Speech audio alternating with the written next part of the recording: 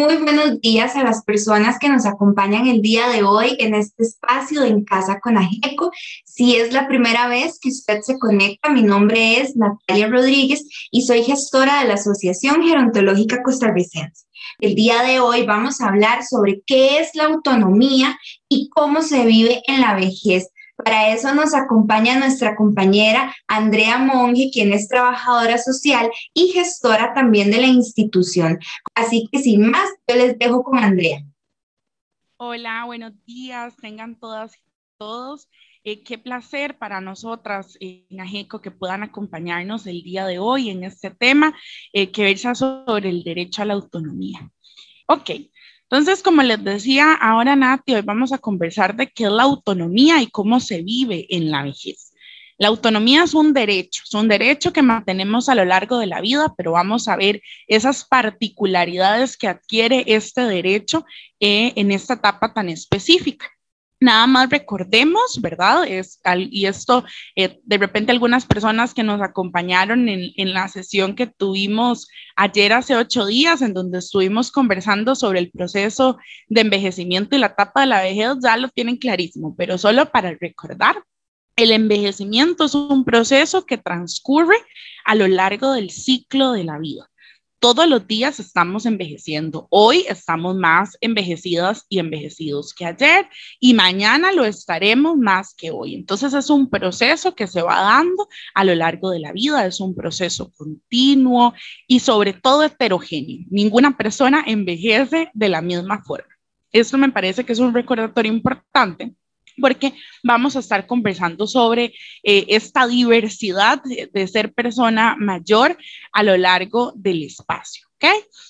Y la vejez es una etapa de este ciclo de la vida, ¿verdad? La vejez es una etapa cuando cumplimos 65 años y más, y es una etapa colmada de retos, ¿verdad? Pero también de muchísimas oportunidades. Sobre la vejez, hay todo un imaginario social, conversábamos en aquel momento, en aquella charla, y si usted no la ha visto, de una vez aprovecho para decirle que en los próximos días probablemente va a estar en el canal de YouTube y ya usted va a poder ver todo el detalle de esta charla. Entonces, ahí también comentábamos que hay un imaginario social con respecto a la vejez, ¿verdad? Socialmente, se han generado más bien a lo largo de la historia una serie de mitos y estereotipos en torno a esta etapa de la vida. Estos mitos y estereotipos muy vinculados a la forma en cómo creemos que es la vejez, ¿verdad? Y exaltamos de repente algunas otras etapas de la vida y minimizamos o le quitamos características positivas a la vejez. En expresiones, por ejemplo, como juventud, divino tesoro, que a veces escuchamos, ¿verdad? U otras expresiones que hacen alusión a que la vejez es una etapa, que hacen alusión de forma incorrecta a que la vejez es una etapa de pérdida o de carencia, cuando en realidad es una etapa como las otras del ciclo de la vida. Ok, entonces, con esta introducción, justo quería resaltar que entonces por eso es que en la vejez, ¿verdad? Al cumplir 65 y más años, adquiere una serie de particularidades la vivencia de este derecho. Ok, vamos a conocer entonces sobre este derecho. Quisiera iniciar con esta definición que tiene algunas partes importantes. Voy a leerla y luego vamos a ir viendo cuáles partecitas nos convocan para el particular del día de hoy. La autonomía es la libertad que cada persona tiene para hacer sus propias elecciones, tomar sus decisiones y responsabilizarse de las consecuencias de las mismas, ¿ok? Entonces, esta definición en sí misma nos da algunos detalles importantes. Libertad. Autonomía es libertad de cada persona, es un proceso individual para hacer sus propias elecciones, ¿verdad? Poder decidir hacer mis elecciones, pero responsabilizarse, y esta es una de las palabras más importantes, de las consecuencias de mis decisiones. Soy una persona autónoma en tanto ejerzo esta libertad, pero me responsabilizo entonces de mis decisiones, de las consecuencias de mis decisiones, ¿ok? Esta partecita de responsabilizarse de las consecuencias de las decisiones es muy importante. Ok. Y entonces aquí, con esta definición podríamos decir, bueno, pero autonomía e independencia significarán lo mismo, porque entonces se parece mucho que el hecho de ser una persona independiente a ser una persona autónoma. ¿Significarán lo mismo? La respuesta es un rotundo no. No significan lo mismo. Independencia es poder hacer actividades sin requerir o depender de otra persona. Imaginémonos unas escaleras y entonces independencia está en una primera gradita. Yo puedo hacer mis actividades sin requerir o depender. La autonomía es subir otra gradita. Siente esa dependencia y más bien se relaciona con la capacidad de tomar decisiones, de asumir los resultados de esas decisiones. Entonces, vamos a ir poniendo una serie de ejemplos en donde podamos destacar la diferencia entre autonomía e independencia. Pensemos, por ejemplo, una persona que requiere apoyos, y esta es otra palabra que ahora vamos a retomar, apoyos, una persona que requiere apoyos para, no sé, abrocharse los zapatos por alguna condición. Esta persona, el poderse abrochar los zapatos solo o sola, eso es independencia. Eventualmente, si requiere algún apoyo, podríamos decir que tiene algún tipo de dependencia de ese apoyo. Pero autonomía, como trasciende, como es subir ese escalón, como trasciende esta dependencia, autonomía es entonces poder elegir cuáles son los zapatos que yo me voy a poner y luego recibir los apoyos que eventualmente yo requiera, ¿ok? Entonces, importantísimo, independencia es un escaloncito, autonomía trasciende esa dependencia o independencia. Ejemplo, yo quiero recibir un curso en AGECO, pero yo todavía no sé usar también la compu para poder instalar, para poder ver el programa y instalar la aplicación en donde recibimos las clases y demás. Yo puedo necesitar recibir algún tipo de apoyo para este proceso, pero yo en ejercicio de mi autonomía soy quien decidí el horario, el curso, cuántos cursos iba a llevar en ejercicio de mi autonomía. Si yo elegí llevar 4 cursos y entonces ya sé que tengo responsabilidades 4 días de la semana, ok, autonomía entonces es capacidad de tomar decisiones, cuáles cursos elijo y asumir los resultados. Yo sé que entonces estos 4 días necesito estar al frente de la computadora durante el tiempo del curso. Asumo los resultados, asumo las consecuencias.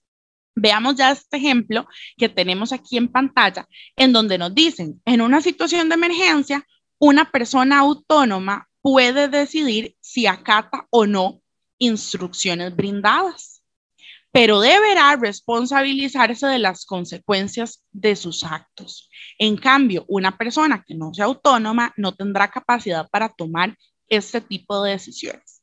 Vamos a poner un ejemplo. En esta situación que estamos viviendo de emergencia, y es justamente a lo que hace alusión el ejemplo, una persona puede decir, ok, no, yo voy a salir sin la mascarilla, ¿verdad? Obviamente, si entra un bus, si entra algún establecimiento, se la van a solicitar por disposición, pero podría decir, no, yo voy a andar con mis amigas sin la mascarilla. En ejercicio de la autonomía, puede hacer eso, puede hacerlo, pero tendrá que responsabilizarse de esa decisión que la persona está tomando.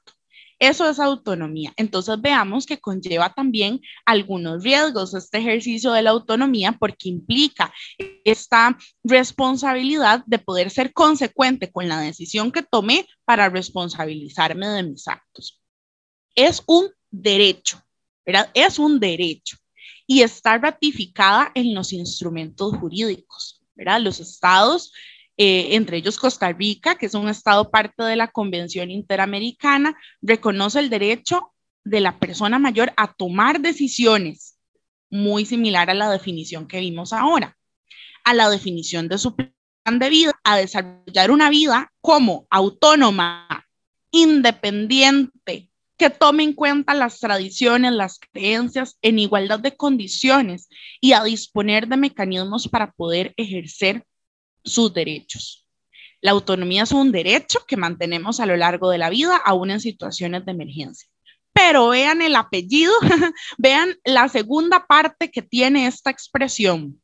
Se puede ver disminuida debido a condiciones de salud que comprometan nuestra seguridad y capacidad de toma de decisiones.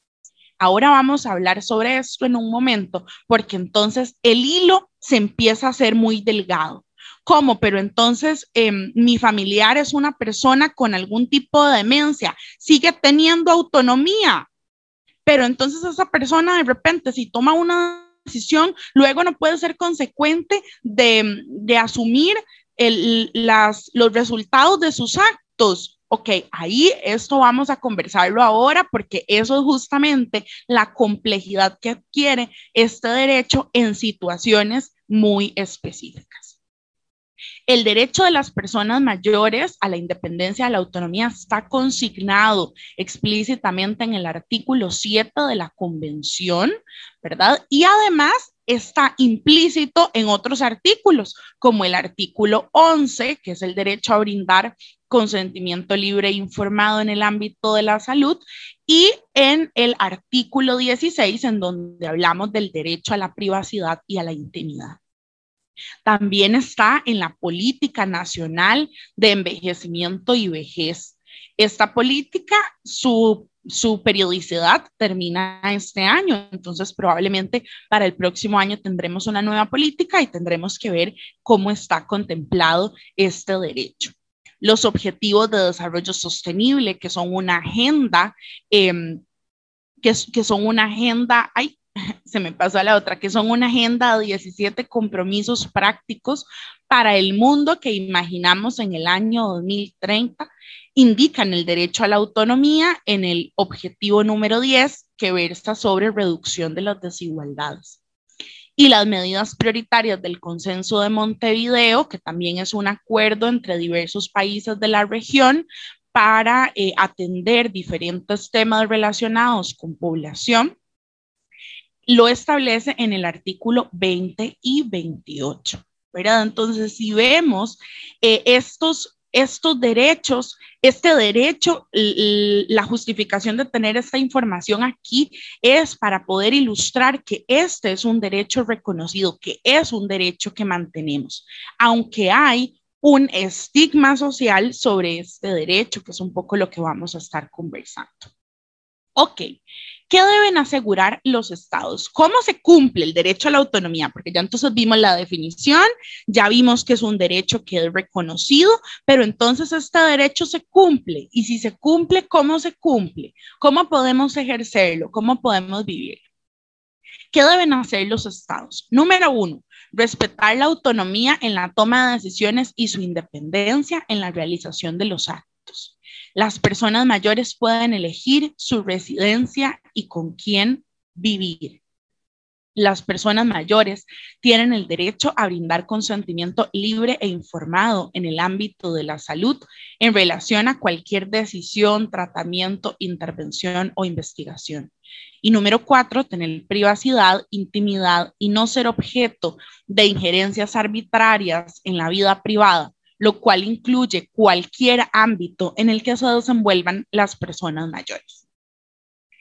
Pero claro, entonces, ¿cómo ejercemos este derecho? Ya vimos que los estados nos deben garantizar esto, pero ¿cómo lo ejercemos? Tomando en consideración que el ejercicio de un derecho tiene dos partes, que yo como persona quiera ejercerlo, quiera vivirlo, quiera defenderlo, quiera hacerlo valer y que también se me presenten las condiciones para ello. Ok, en una situación de emergencia, ¿qué hacemos, verdad? ¿Cómo se relaciona esto con el derecho a la autonomía?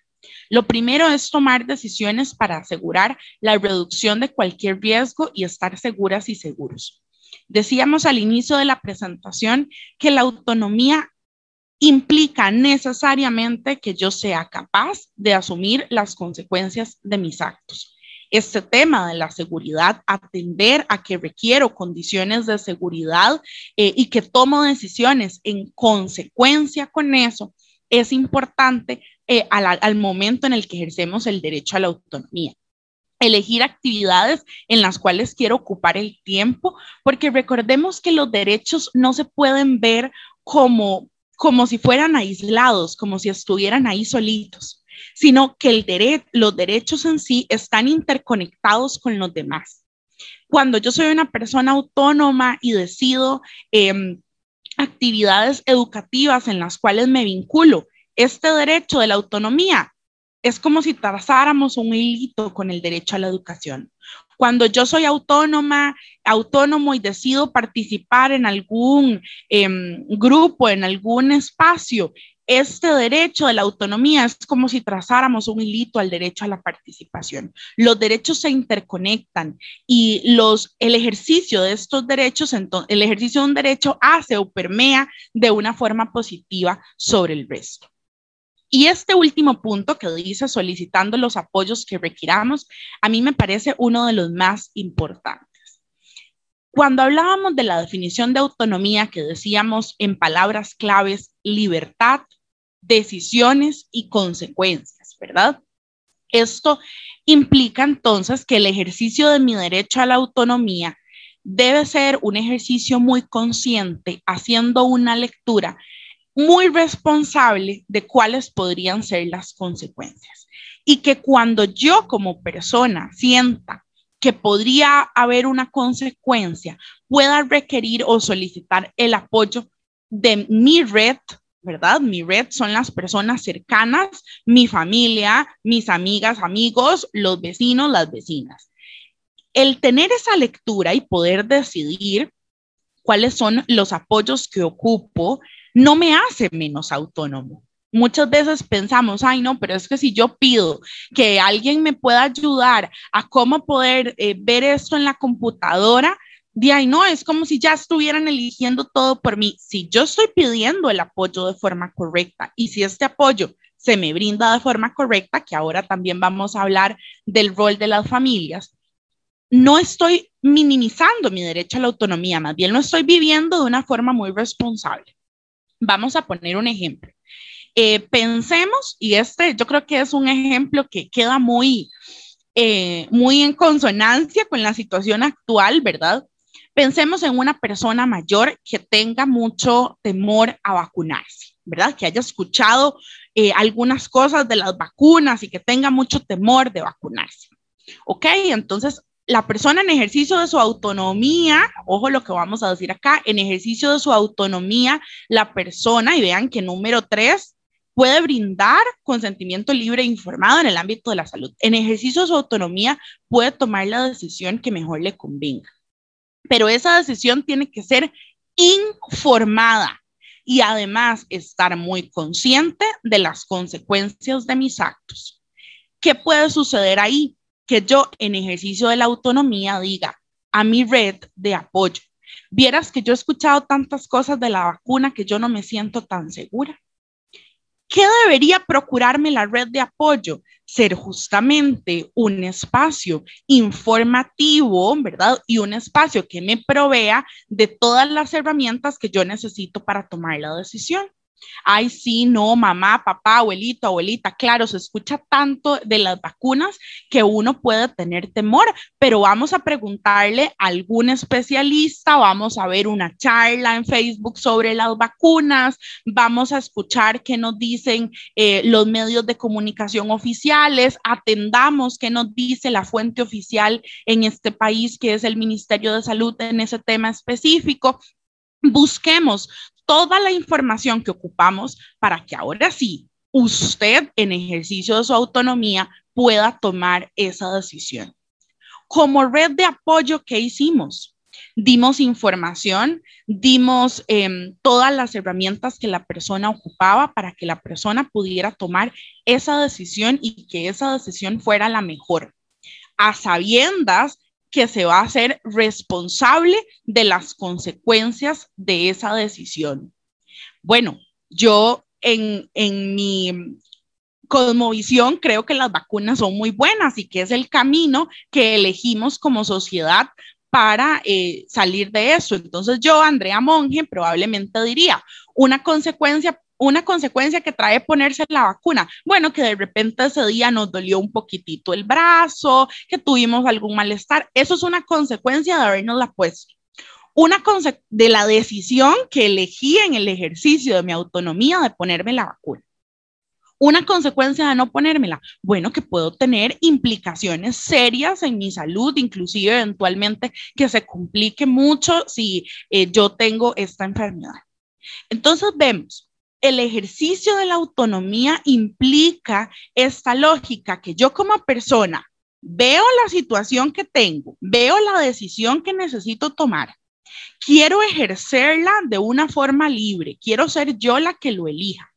Ok, si no tengo toda la información o si necesito algún apoyo específico, lo solicito a una red que ahorita vamos a ver qué características tiene que tener. Lo solicito a esa red de apoyo y cuando esa red de apoyo me brinda esa información y esas herramientas, ahora sí, de una forma informada y consciente, tomo la decisión y asumo la consecuencia de la decisión que tomé.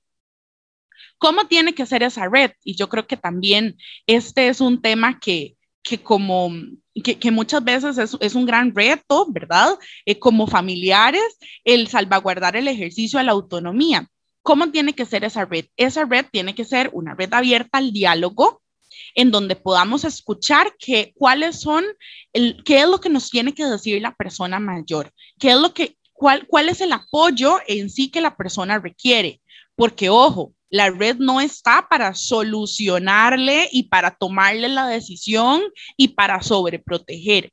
La red está para proveer los apoyos que la persona requiere. ¿Qué es lo que nos dice la persona mayor? ¿Verdad? Entonces, como red, hacer una escucha activa, qué es lo que nos dice, cuáles son las preocupaciones y cuál es el apoyo que nos está pidiendo. Y una vez que interiorizamos eso, ¿verdad? Que lo traemos al consciente, que lo interiorizamos, que lo escuchamos, que lo entendimos, brindamos esos apoyos y permitimos a la persona mayor que pueda ver las posibilidades de una forma clara para que pueda elegir. Ahora, ¿qué pasa cuando, por ejemplo, entonces estamos viendo que la persona de repente va a tomar una decisión que sabemos que tal vez no es, o que a nosotros y nosotras nos parece que no es la decisión más correcta?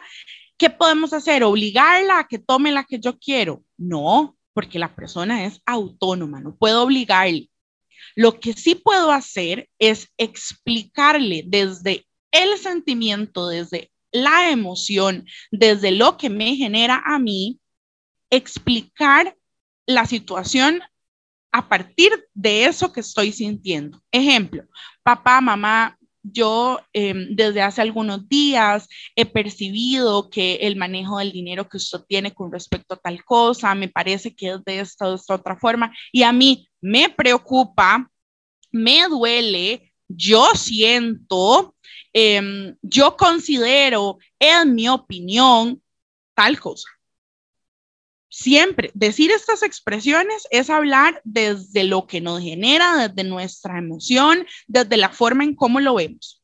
Pero la persona tiene que tener seguridad y certeza que respetamos que ella sea autónoma y pueda tomar la decisión que corresponda. Pero como familiares es importante también hablar de nuestras preocupaciones, externar desde el sentimiento, desde la emoción lo que nos genera.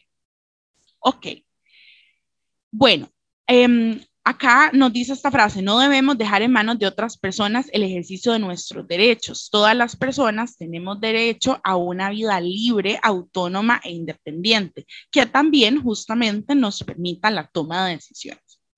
Ok, voy a dejar de compartir también como para poder verles y nada más hacer un ejemplo y ya luego vamos a tener un espacio para que podamos compartir.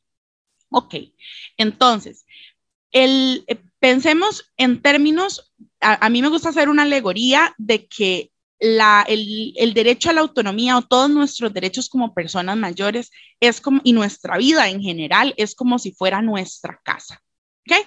Es nuestra casa. Entonces, usted a su casa le puso una matita afuera, acomodó, pintó el portón de tal forma, usted tomó las decisiones que quiso para su casa. Muchas veces en el imaginario social está que cuando las personas llegan a cierta edad, el resto de personas tienden a sentir que ya tienen poder sobre esa casa que es de la persona mayor. Esto es alegórico, ¿verdad? Estoy haciendo referencia a la casa en términos de la vida de la persona mayor. Entonces, uno no va a las casas de las otras personas y abre la refrigeradora y se sienta en donde quiera y trae una pintura y pinta la pared. No hacemos eso, ¿cierto? Jamás lo haríamos, ¿verdad? Jamás ustedes llegarían a la casa de la vecina y le dijeran, vecina, aquí vengo para pintarle la pared porque yo vi que no, ese color como que a mí no me gusta, es muy fuerte, entonces aquí traje para pintar. Nunca haríamos eso, ni se nos ocurre. Pero ¿cómo si se nos ocurre, por ejemplo, decirle a una persona mayor cómo debe vestirse, administrar su dinero, eh, decirle qué decisión debería tomar sobre algún procedimiento, ¿verdad? Y tomar decisiones por la persona mayor.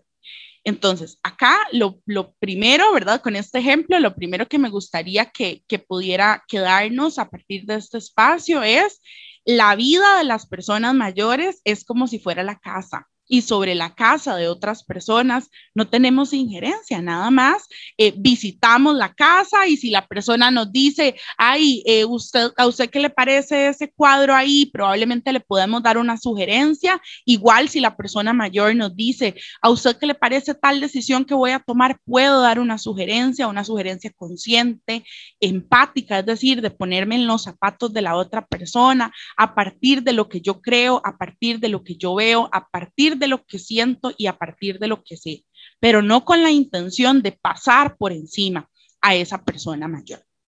Ahora, veíamos en la presentación y les decía que ese era como el apellido del derecho a la autonomía y es que puede verse disminuida en situaciones de salud. ¿Ok? Situaciones de salud como cuáles, en donde la persona ya por alguna condición médica, legal, ¿verdad? Médica, pensemos, no sé, en algún tipo de demencia, por ejemplo, no pueda hacer ejercicio de esta autonomía porque no pueda ser capaz por alguna condición de este tipo de asumir las consecuencias de las decisiones. Porque recordemos que cuando hablábamos del concepto de autonomía, le poníamos esta partecita y decíamos, bueno, es que es necesario que la persona sea capaz de asumir las decisiones.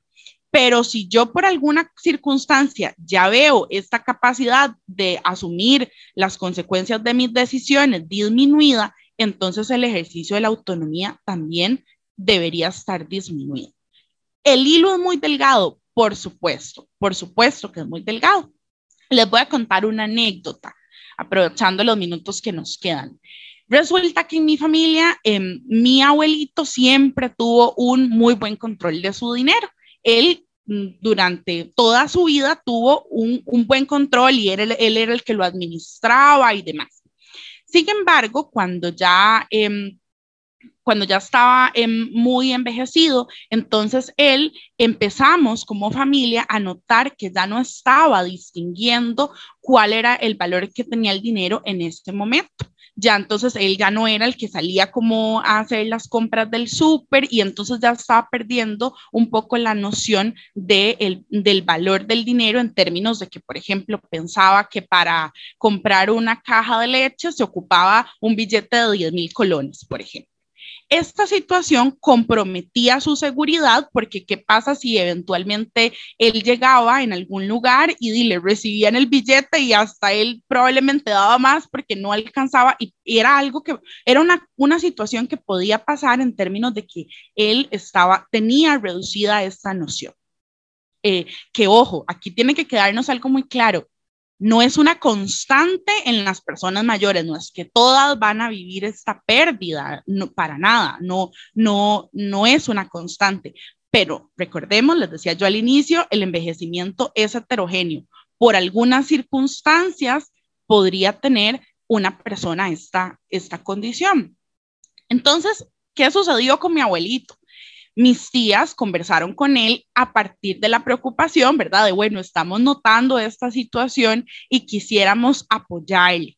Y entonces él accedió a esos apoyos, ¿verdad? Él accedió a que ellas lo apoyaran, entonces hicieron unos sobrecitos para que él pudiera, inclusive él mismo, organizar su dinero. ¿Qué sucedió ahí? Bueno, hubo un apoyo efectivo a partir de la situación que como familia se evidenció. Además, esto es importante que también nos quede claro, además existen también nuestra legislación actual, existen unos recursos para poder apoyar a las personas en esta situación en donde se ve disminuida por alguna situación médica o legal el ejercicio de su autonomía. Y hay una ley inclusive, que es la ley de autonomía personal. Esta ley inicialmente fue pensada, o su nombre lo dice, que es oficialmente dirigida para la población de personas con discapacidad, pero en estos casos muy específicos de personas mayores que tienen estas condiciones muy específicas, que no son todas las personas mayores, la ley también puede ser un apoyo. ¿Qué nos figura la ley? Coloca, por ejemplo, una persona que pueda tener un rol de salvaguardia.